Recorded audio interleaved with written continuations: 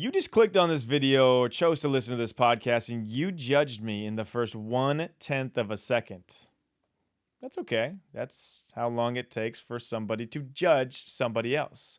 So I'm going to talk to you and discuss with you the power of understanding sales psychology and the 3 levels of ultimate mind control.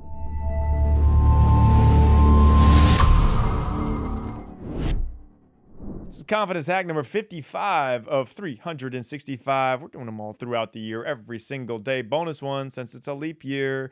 Check it out on my website, davidnurse.com, where you can get an email for free to your inbox every single day to have the most confident day possible. Now, whether you believe it or not, you are always selling in business and the impression you impose upon others.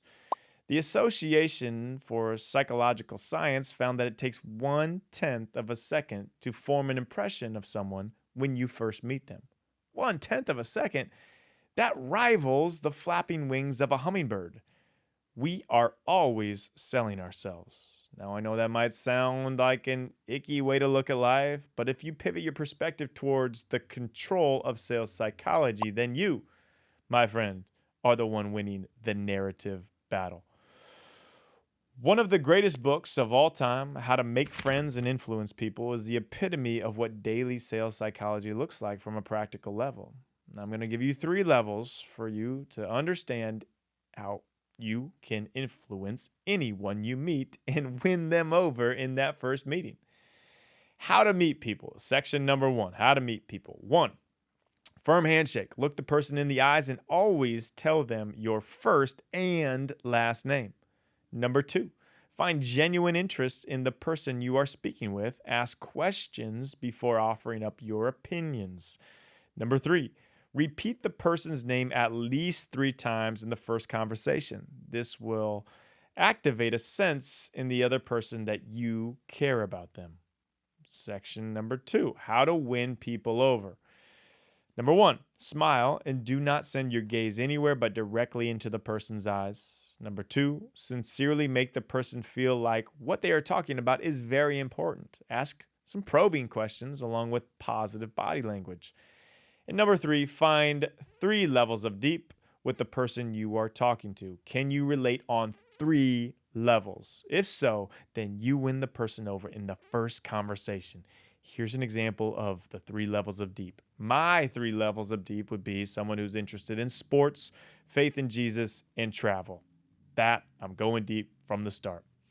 The 3rd section, win people to the way you are thinking. This is the ultimate mind control. After you've done the first 2 sections, number 1, ask questions to direct the answer you want to generate. This allows for the person to feel the idea was theirs.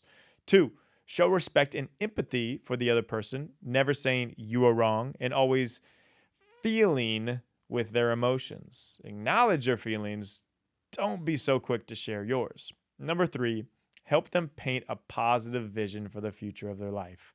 If you can genuinely help someone see a better tomorrow to come, you will always be an expert in their eyes. Hence, mind control, the way you want them to think. Sales psychology at the basic level is actually simple. It's how are you going to plant the result you want into the mind of the person you are interacting with, all the while making them think it was their thought all along.